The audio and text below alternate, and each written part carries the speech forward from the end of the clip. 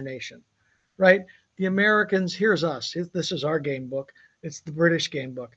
Go out, give a bunch of poor countries with resources, loans, then beat them over the head, treat them horribly, and then get them to vote your way in the United Nations, blah, blah, blah.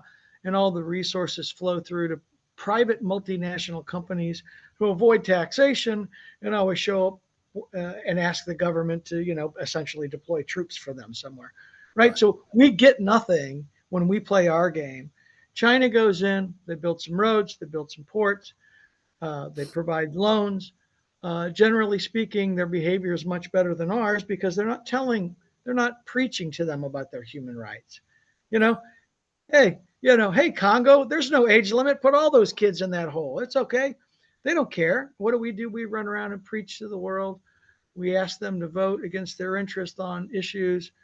And, China doesn't care about any of those things. China's just essentially aggregating all the resources it needs to control all of its adversarial governments, right?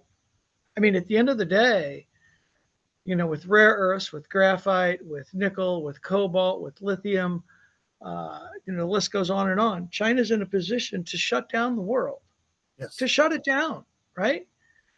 Could do For it us to today do, if they wanted to. Not in the absolutely. future, today.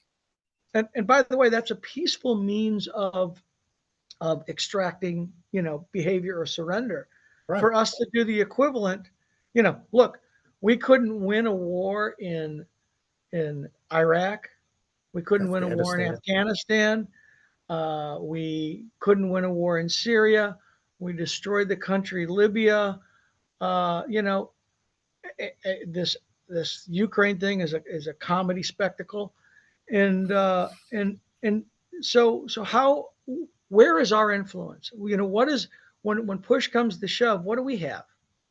Right, the whole world's seen that midgets can take on the United States, right?